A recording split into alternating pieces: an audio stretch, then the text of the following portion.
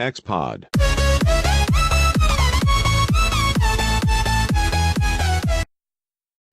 What's up, guys? Today is March 29th, 2017, and I, Ian Wood, will be hosting today's episode of XPod.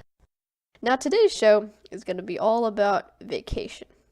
So when you hear the word vacation, you probably think of relaxing beaches, or breathtaking landscapes, or maybe just time away from those pestering little kids of yours.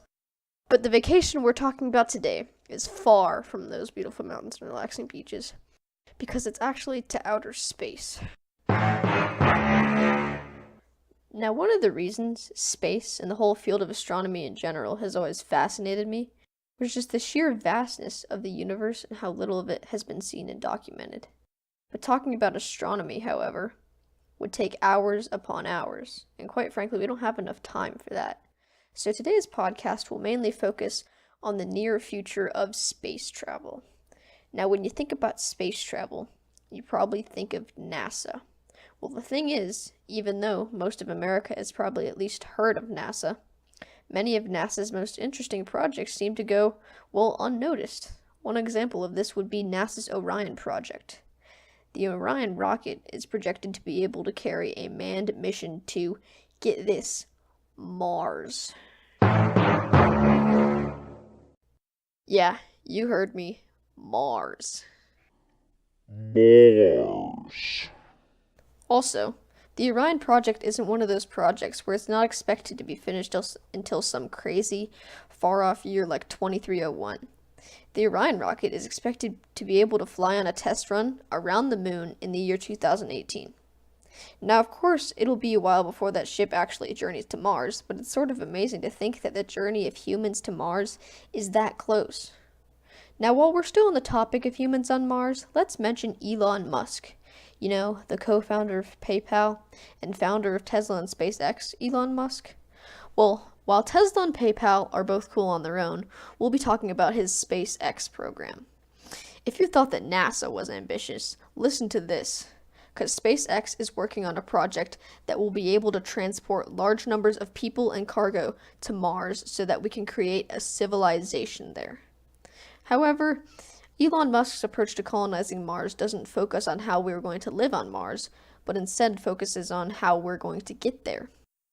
He justifies this approach by saying this in a CNN exclusive interview. So we could live on Mars, just getting there is the problem. Yes. Right now getting to Mars is impossible. So, it's kind of doesn't matter what you do when you get there if you can't get there.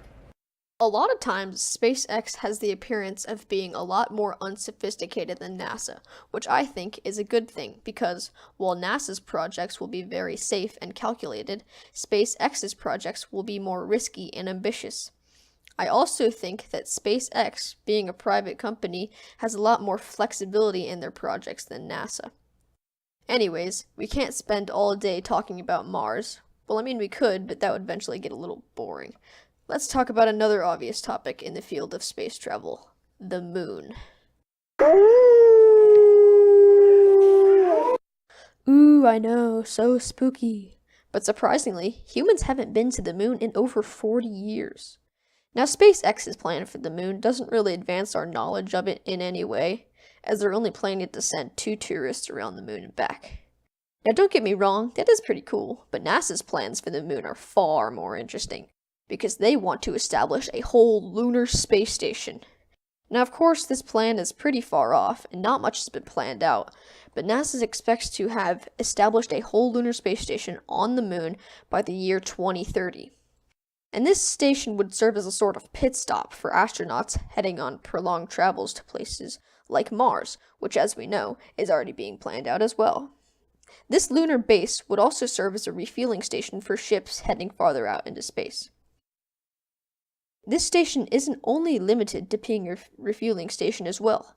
More equipment could be added to the station to accommodate other needs, like maybe a satellite repair station, or just a telescope viewing station. Yeah, I don't really know what to call that. Maybe the telestation, or the Hubble habitat. I don't know, how about you think of one? So, I think that about puts a wrap on today's podcast. And I hope all this talk about rockets has really blown you away. See what I did there? Yeah, I'm so sorry to end this podcast with this horrible pun. But, well, it's about time to go, so see you next time on XPod, and peace out. XPod.